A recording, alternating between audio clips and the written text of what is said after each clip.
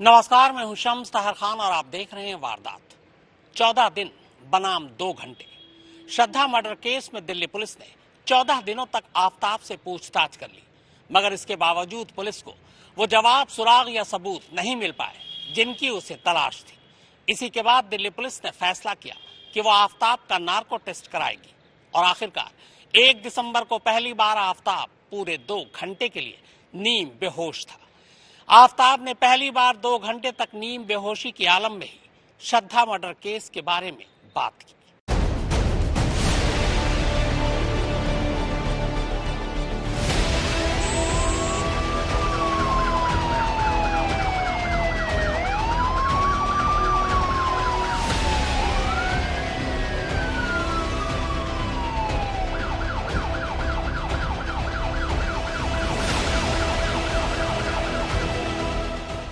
दिल्ली के रोहिणी इलाके में मौजूद डॉक्टर भीमराव अंबेडकर अस्पताल में गुरुवार सुबह से ही गहमा गहमी का माहौल था। देश में हाल के दिनों के सबसे सनसनीखेज श्रद्धा मर्डर केस के मुलजिम आफताब अमीन पूनावाला को यहां नार्को टेस्ट के लिए लाया जाना था।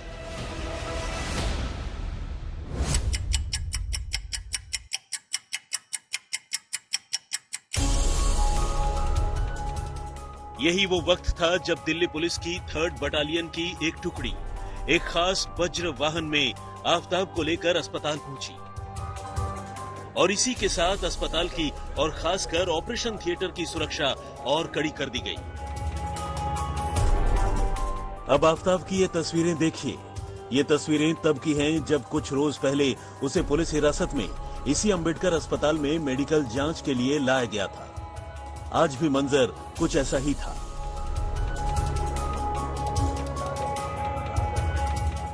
चूंकि नार्को एनालिसिस टेस्ट के दौरान उसे एक साथ कई दवाएं दी जानी थी और इसी के साथ उसकी सेहत की पल पल की निगरानी होनी थी, अस्पताल के डॉक्टर्स और फॉरेंसिक एक्सपर्ट्स ने नार्को टेस्ट की प्रक्रिया शुरू करने से पहले आफताब को कुछ देर के लिए सेटल होने यानी शांत होने का समय दिया।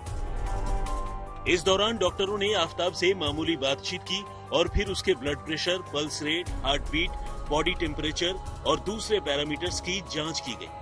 मकसद नार्को से पहले ये पूरी तरह सुनिश्चित करना था कि आफताब न तो बीमार है और न ही उसे पहले से किसी तरह की कोई जिस्मानी या जहनी परेशानी है।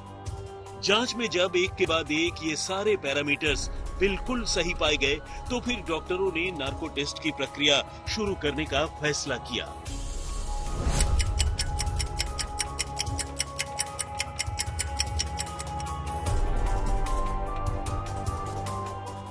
सुबह ठीक 9:50 पर ऑपरेशन थिएटर में नार्को टेस्ट की प्रक्रिया शुरू हुई। इसके साथ सबसे पहले आफताब को डॉक्टरों ने एक कंसेंट फॉर्म सौंपा और उसे तसल्ली से पढ़कर उस पर साइन करने यानी इस टेस्ट के लिए अपनी रजामंदी देने की बात कही। इस फॉर्म पर न सिर्फ नार्को टेस्ट करने वाले डॉक्टरों की टीम के बल्कि मौके पर मौजूद फॉरेंसिक एक्सपर्ट्स और दूसरे अधिकारियों के भी नाम लिखे थे। सूत्रों की माने तो आफताब ने अब तक के अपने रवैये के मुताबिक ही पूरी तसल्ली से पहले कंसेंट फॉर्म को पढ़ना शुरू किया और संतुष्ट हो जाने के बाद उस पर दस्तखत भी कर दिए। और तो और कंसेंट फॉर्म देने से लेकर उसके बारे में आफताब को बताने, समझाने और उसकी रजामंदी लेने के बाद ही टेस्ट कंडक्ट करने के बारे में उसे जो जानकारी दी गई, उसकी पूरी की पूरी प्रक्रिया की भी वीडियो रिकॉर्डिंग की गई। आफताब को बताया गया कि उसके हाँ कहने के बाद ही उसे कुछ दवाएं दी जाएंगी, जिसके बाद वो कुछ देर के लिए नीम बेहोशी की हालत में चला जाएगा और इसी दौरान उससे केस से संबंधित सवाल पूछे जाएंगे और उन सभी के सभी सवालों और जवाबों को रिकॉर्ड किया जाएगा और नियम के मुताबिक इस पूरी प्रक्रिया की भी वीडियो रिकॉर्डिंग की जाएगी।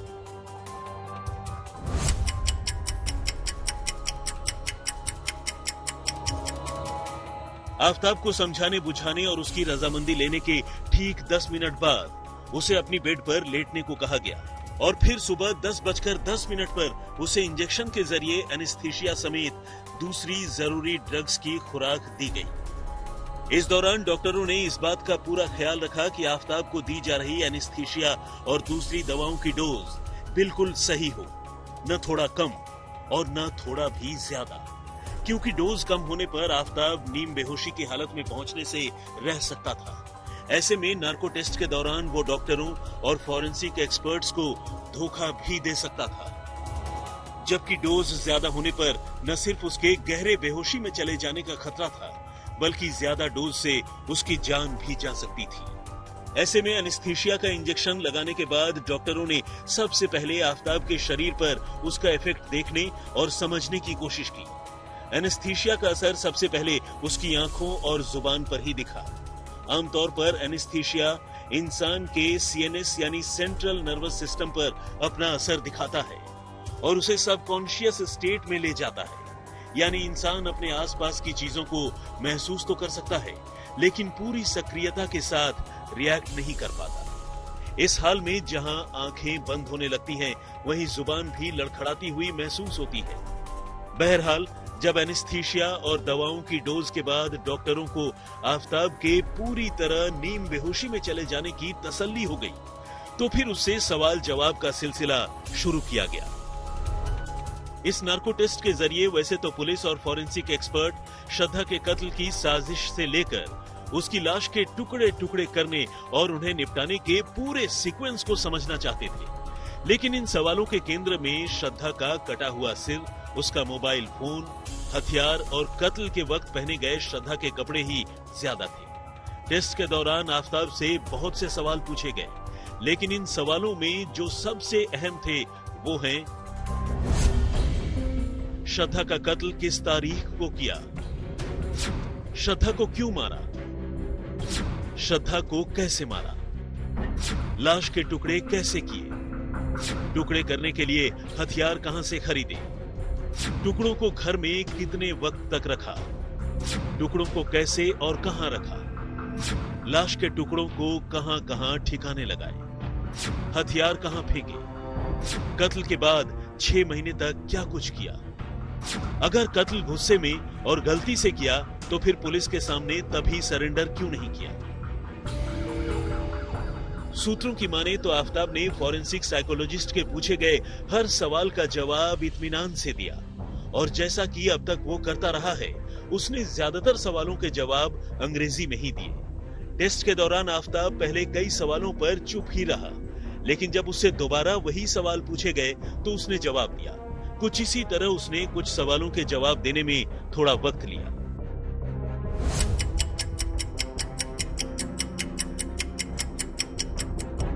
आफताब से सवाल जवाब का यह सिलसिला लगभग 2 घंटे तक चलता रहा और दोपहर 12 बजने से महज 10 मिनट पहले नार्को टेस्ट की यह प्रक्रिया पूरी हो गई। इसके बाद आफताब को एक बार फिर से सेटल होने यानी नीम बेहोशी की हालत से बाहर आने के लिए थोड़ा और वक्त दिया गया, और इस दौरान उसे कुछ और जरूरी दवाएं भी दी गई। डॉक्टरों ने पहले उसे ऑब्जर्वेशन में रखा, यानी कुछ देर के लिए उसकी निगरानी की, और फिर जब वो होश में आने लगा तो उससे बातचीत कर साइकोलॉजिकल थेरेपी के जरिए उसे जल्द से जल्द नॉर्मल करने की कोशिश की गई। आफताब के नार्को टेस्ट की प्रक्रिया करीब 3 घंटे तक चली।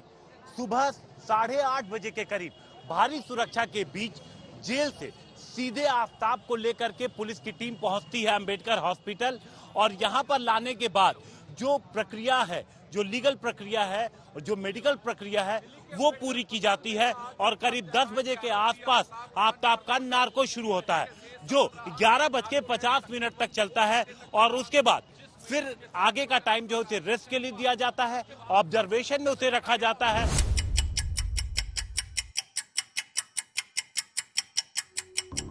दवाएं, डॉक्टरों की कोशिश और साइकोलॉजिकल थेरेपी के जरिए नार्को टेस्ट के करीब 1 घंटे बाद यानी दोपहर 1 बजे तक आफताब पूरी तरह नॉर्मल हो चुका था, और फिर जल्द ही जेल और कैदियों की सुरक्षा में तैनात 3rd बटालियन की गाड़ी आफताब को लेकर डॉक्टर अंबेडकर अस्पताल से तिहाड़ जेल के लिए रवाना हो गई। और कुछ इस तरह श्रद्धा मर्डर केस का खुलासा होने के पूरे 18 दिन बाद आरोपी कातिल आफताब का नार्को टेस्ट पूरा हो चुका था। आज जो हमारा नार्को टेस्ट हुआ मोर देन 2 आवर्स तक चला है।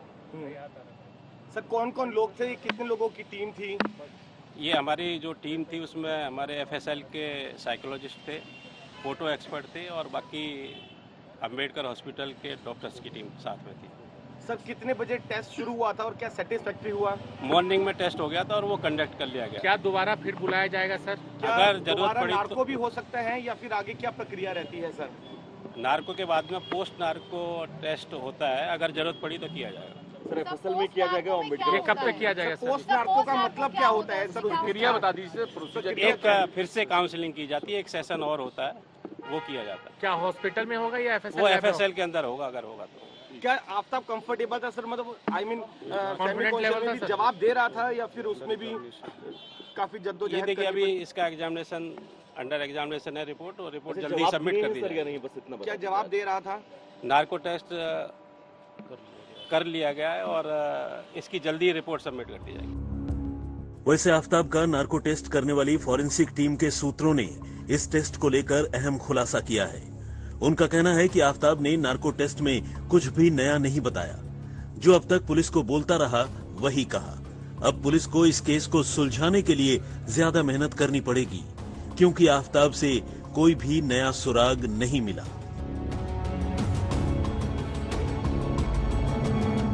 श्रद्धा मर्डर केस की जांच लगातार आगे बढ़ रही है। इस मामले में आरोपी का पहले पुलिस ने 14 दिन का पुलिस रिमांड लिया। इसके बाद उसका पॉलीग्राफ टेस्ट हुआ और अब आखिरकार उसका नार्को टेस्ट भी खत्म हो गया। इस दौरान पुलिस ने कई सबूत बटोरे, जिनमें कुछ सर्कमस्टांशियल एविडेंसेस और कुछ फॉरेंसिक से रिलेटेड सबूत थे। अब देखना यह होगा कि ये सबूत आने वाले वक्त में कितना पुख्ता तौर पर अदालत के सामने पुलिस रखती है। कैमरा विनोद, अरविंद ओझा और हिमांशु मिश्रा के साथ चिराग गोठी, दिल्ली आज तक। अगर आने वाले दिनों में श्रद्धा मर्डर केस की जांच कर रही दिल्ली पुलिस की टीम में कोई हलचल होता है या नए सिरे से कोई सर्च ऑपरेशन चलाया जाता है, तो मान लीजिए कि आफ्ताब ने नार्को टेस्ट के दौरान कुछ नए सुराग दे दिए। लेकिन अगर टीम में कोई हलचल नहीं होती तो फिर इतना तय है कि नीम बेहोशी के आलम में भी आफ्ताब को पता था कि उसे क्या बताना है और क्या छुपाना है।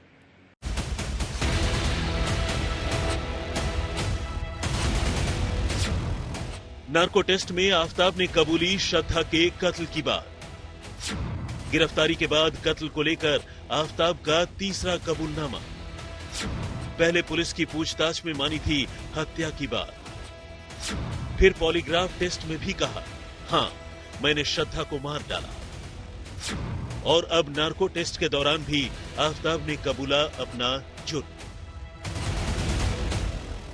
वैसे तो अदालत के बाहर आफ्ताब के इस कबूलनामे की कोई खास अहमियत नहीं है, लेकिन आफ्ताब का नार्को एनालिसिस टेस्ट करने वाले फॉरेंसिक एक्सपर्ट्स की माने तो पहले दो मौकों की तरह ही आफ्ताब ने नार्को एनालिसिस टेस्ट के दौरान भी श्रद्धा का कत्ल करने की बात कबूल कर ली है। सूत्रों की माने तो आफ्ताब ने न सिर्फ श्रद्धा को मारने की बात मानी, बल्कि उसकी लाश के टुकड़े करने, उन्हें फ्रिज में रखने और टुकड़ों को अलग अलग जगहों पर फेंकने की वही बातें दोहराई जो बातें वो अब तक पुलिस की पूछताछ में कबूल कर चुका था। अब पुलिस को इस मामले में फॉरेंसिक एक्सपर्ट्स की ओर से नार्को एनालिसिस टेस्ट रिपोर्ट का इंतजार है, ताकि उस रिपोर्ट की बिना पर वो अपनी तफ्तीश को थोड़ा और आगे बढ़ा सके और रिपोर्ट में हुए खुलासे के मुताबिक इस केस से जुड़े कुछ और सबूत जुटा सके। यहाँ सबसे खास बात यह है कि आफ्ताब से 14 दिनों की लंबी पूछताछ, उसकी निशानदेही पर श्रद्धा की लाश के अलग अलग टुकड़ों और कुछ हथियारों की बरामदगी के बावजूद पुलिस अब तक इस केस से जुड़ी कई अहम चीजें बरामद नहीं कर पाई है। इनमें श्रद्धा का कटा हुआ सिर, वो आरी जिससे आफ्ताब ने लाश के टुकड़े किए और श्रद्धा का मोबाइल फोन जैसी कई चीजें शामिल हैं। सूत्रों की माने तो आफ्ताब ने नार्को टेस्ट में वही जवाब दिए हैं जो जवाब इसके पहले उसने पॉलीग्राफी टेस्ट में दिए हैं। यहां तक कि पॉलीग्राफी टेस्ट में भी उसने कत्ल की बात कबूली थी और एक बार फिर से जब नार्को टेस्ट हुआ तो वहां भी आफ्ताब ने कत्ल की बात कबूली है। इसके अलावा दिल्ली पुलिस इस बारे में जानना चाहती थी कि कत्ल की वजह क्या है, यानी मोटिव, और इसके अलावा उसने सबूत कहां-कहां पर छिपाए हैं। अब जो जानकारी आफ्ताब से दिल्ली पुलिस को मिलेगी, उस जानकारी के बाद दिल्ली पुलिस कुछ और जगहों पर छानबीन कर सकती है। लेकिन दिल्ली पुलिस के सामने एक बड़ी समस्या है कि अभी तक उसे कोई ऐसा ठोस सबूत नहीं मिला है जिसके आधार पर वो ये कह सके कि आफ्ताब ने 18 मई को ही श्रद्धा का कत्ल किया था।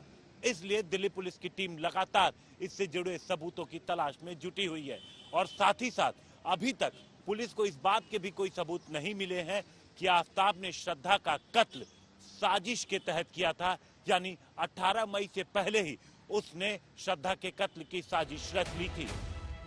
अरविंद ओझा के साथ हिमांशु मिश्र, दिल्ली आज तक।